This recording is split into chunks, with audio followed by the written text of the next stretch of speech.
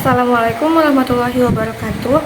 Perkenalkan, nama saya Alia Quratul Ain dengan NIM 2405020018. Di sini saya akan mempresentasikan kembali tentang materi dari kelompok saya, yaitu kelompok 6, tentang prinsip dan metode pengelolaan sumber daya publik. Sebelum masuk ke prinsip dan metodenya, apa sih sumber daya publik itu? Sumber daya publik adalah segala hal yang dikelola, dimiliki oleh pemerintah untuk kepentingan masyarakat. Nah, kita masuk ke dalam prinsip-prinsip pengelolaan sumber daya publik. Prinsip pengelolaan sumber daya publik yang pertama adalah transparansi dan akuntabilitas. Pasti udah nggak asing kan sama transparansi dan akuntabilitas ini? Transparansi sesuai dengan artinya transparan, yaitu tembus pandang atau dapat dilihat oleh semua orang.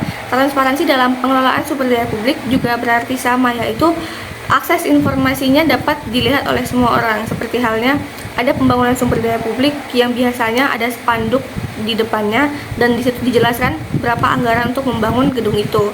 Nah, sedangkan akuntabilitas merupakan rasa tanggung jawab yang jelas terkait dengan akuntabilitas tersebut. Nah, yang kedua ada partisipasi dan pemangku kepentingan.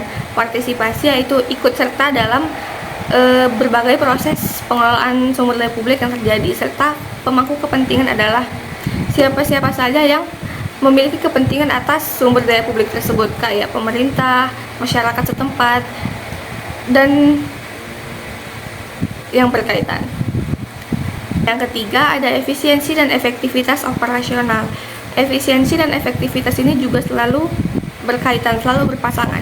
Efisiensi yaitu hemat atau tidak boros dalam melakukan anggaran, yaitu tidak melebih-lebihkan anggaran, dan efektivitas yaitu mencapai tujuan bersama. Jadi hubungan efisiensi dan efektivitas yaitu menggunakan anggaran dengan sebaik-baiknya untuk mencapai tujuan bersama. Jadi ini juga dapat menghindari penyalahgunaan anggaran begitu. Nah, yang selanjutnya ada mengukur kinerja dan pelaporan. Mengukur kinerja ini digunakan untuk menilai apakah pekerjaan tersebut sudah dilakukan sesuai dengan prosedur yang ditetapkan atau belum. Sedangkan pelaporan kinerja merupakan hasil dari pekerjaan yang diumumkan secara terbuka. Jadi kita semua bisa melihat bagaimana hasil kinerja yang sudah dilakukan oleh pekerja. Nah, yang terakhir ada kepatuhan hukum dan etika. Kepatuhan hukum dan etika ini agar kita tidak menyalahgunakan wewenang kita, agar tidak mengecewakan masyarakat. Nah, itu adalah kepatuhan etika. Sedangkan kepatuhan hukum adalah agar kita melakukan pekerjaan sesuai dengan aturan hukum yang berlaku. Nah, yang kedua ada metode pengelolaan sumber daya publik. Yang pertama ada PSDM atau pengelolaan sumber daya manusia. Ini dapat dilakukan dengan cara pelatihan, profesionalisme, akuntabilitas aparat publik untuk memastikan apakah sumber daya publik yang sudah ada dikelola dengan baik dan benar.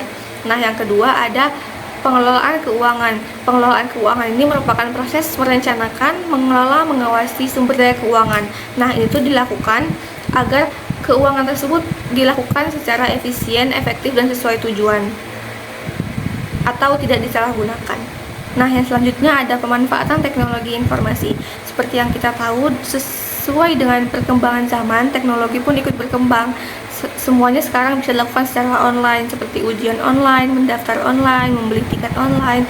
Nah, pemanfaatan teknologi informasi itu juga bisa dilakukan dalam sumber daya publik, karena dia bisa meningkatkan efisiensi dan transparansi dalam pelayanan publik. Seperti sekarang kita juga udah bisa membeli tiket secara online, jadi kita tidak perlu ke bagian loket, kita tinggal scan. Nah, itu merupakan pemanfaatan teknologi informasi. Yang selanjutnya ada struktur organisasi yang efektif. Struktur organisasi di sini maksudnya adalah pemerintah, karena merupakan bagian dalam sektor publik, sumber daya publik tersebut. Nah, struktur organisasi yang efektif ini berguna untuk memastikan apakah sumber daya publik yang ada itu dikelola secara terkoordinasi, transparansi, dan efisien. Nah, yang terakhir ada peningkatan sarana dan prasarana.